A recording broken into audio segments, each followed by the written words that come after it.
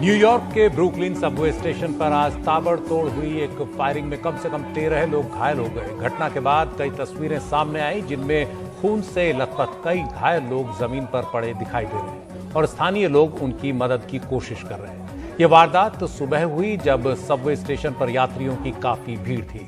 स्थानीय मीडिया के मुताबिक एक बंदूकधारी ने इस वारदात को अंजाम दिया जो अब भी इलाके में सक्रिय है। न्यूयॉर्क पुलिस और अन्य जांच एजेंसियों के मुताबिक शुरुआती जांच से सामने आया है कि एक संदिग्ध वारदात के बाद फरार हुआ। ये आरोपी कंस्ट्रक्शन मजदूरों की कमीज पहने हुए था और मुंह पर गैस मास्क लगाया था।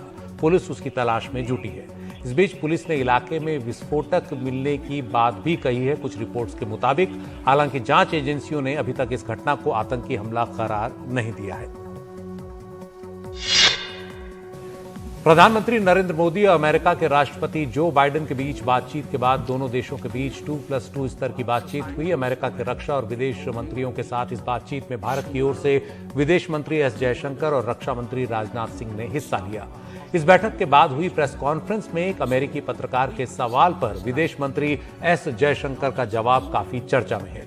पत्रकार ने पूछा कि यूक्रेन पर रूस के हमले के बीच जब पूरी दुनिया रूस पर पाबंदियां लगा रही है तो भारत रूस से तेल क्यों खरीद रहा है। इस पर विदेश मंत्री एस जयशंकर ने कहा कि अगर आप रूस से ऊर्जा खरीद को देखेंगे तो मैं आपका ध्यान यूरोप की ओर दिलाना चाहूंगा। हम ऊर्जा जरूरतों के लिए कुछ खरीद करते हैं जो हमारी ऊर्जा सुरक्षा के लिए जरूरी है, लेकिन अगर तेल खरीद को देखें तो यूरोप रूस से जितना तेल एक दोपहर में खरीद लेता है उतना भारत पूरे एक महीने में खरीदता है। विदेश मंत्री एस जयशंकर के इस बयान की भारत में विपक्षी पार्टियों के कई नेताओं ने भी तारीफ की है। कर्नाटक की बीजेपी सरकार के पंचायती राज मंत्री के ईश्वरप्पा विवाद में हैं। उन पर रिश्वत मांगने का आरोप लगाने वाले एक कॉन्ट्रैक्टर और बीजेपी कार्यकर्ता संतोष पाटिल का शव मंगलवार सुबह उडुपी की एक लॉज में मिला। शव के साथ एक व्हाट्सएप मैसेज भी सामने आया है जो सोशल मीडिया में तैर रहा है और इस मैसेज में संतोष पाटिल ने अपनी मौत के लिए ईश्वरप्पा को जिम्मेदार ठहराया है। मैसेज में लिखा गया है कि पंचायती राज मंत्री के.एस. ईश्वरप्पा मेरी मौत के लिए जिम्मेदार हैं और मैं ये कदम अपनी सारी उम्मीदें खत्म होने के बाद उठा रहा हूं। इससे पहले संतोष पाटिल ने एक खत प्रधानमंत्री और केंद्रीय पंचायती राज मंत्री गिरिराज सिंह को भी लिखा था जिसमें आरोप लगाए थे कि 4 करोड़ रुपए का प्रोजेक्ट ईश्वरप्पा के कहने पर उन्होंने पूरा किया लेकिन भुगतान नहीं हुआ। तकाजा करने पर ईश्वरप्पा के नजदीकियों ने 40% रकम रिश्वत के तौर पर मांगी। इस घटना के बाद विपक्षी कांग्रेस ने ईश्वरप्पा के इस्तीफे और उनके खिलाफ केस दर्ज करने की मांग की है। उधर ईश्वरप्पा का कहना है कि उन्होंने पहले ही संतोष पाटिल के खिलाफ मानहानि का मुकदमा दायर किया हुआ है जो अदालत में है, इसलिए वो इस्तीफा नहीं देंगे।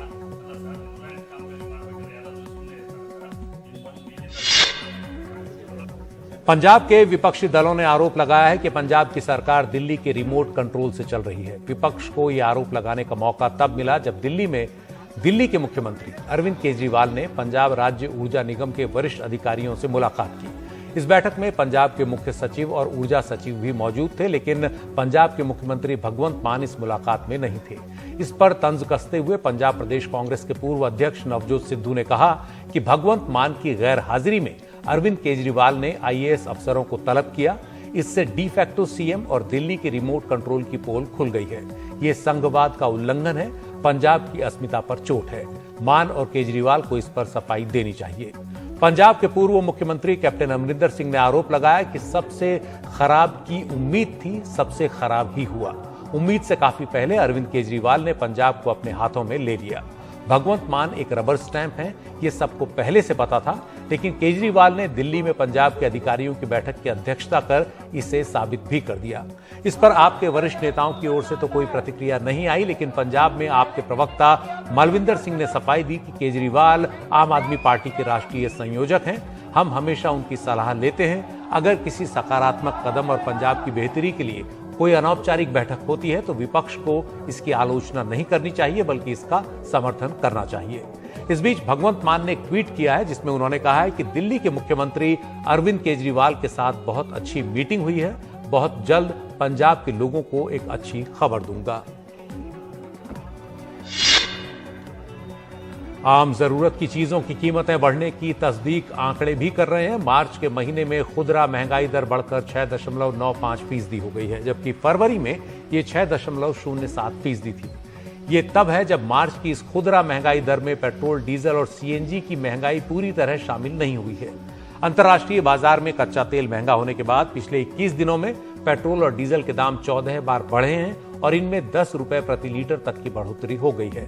ईंधन के दामों में इस तेजी का असर बाकी महंगाई पर भी पड़ता है और वो भी मार्च के आंकड़ों में पूरी तरह नहीं दिखी है। महंगाई दर बढ़ने के बाद रिजर्व बैंक पर भी अब ब्याज दरें बढ़ाने का दबाव बढ़ गया है।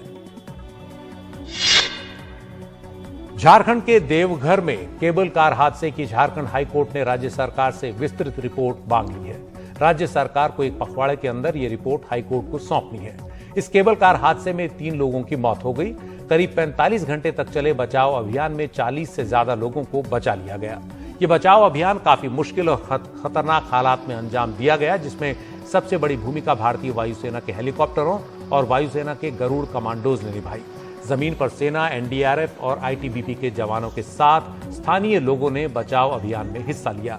बचाव अभियान के दौरान 2 लोगों की मौत नीचे गिरने से हुई।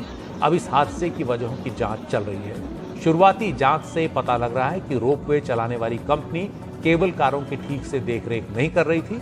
हादसे के दिन रविवार को केबल कारें सुरक्षा नियमों को ताक पर रखते हुए ज्यादा लोगों को भरकर चलाई जा रही थी।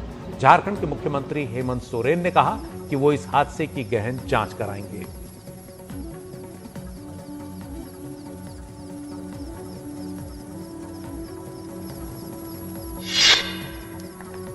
कोरोना लॉकडाउन के निर्देशों का उल्लंघन कर पार्टी करने के लिए ब्रिटेन के प्रधानमंत्री बोरिस जॉनसन और वित्त मंत्री ऋषि सुनाक पर जुर्माना लग सकता है। लंदन मेट्रोपॉलिटन पुलिस ने दोनों को इस मामले में पेनल्टी का नोटिस जारी कर दिया है। डाउनिंग स्ट्रीट के प्रवक्ता ने यह जानकारी दी।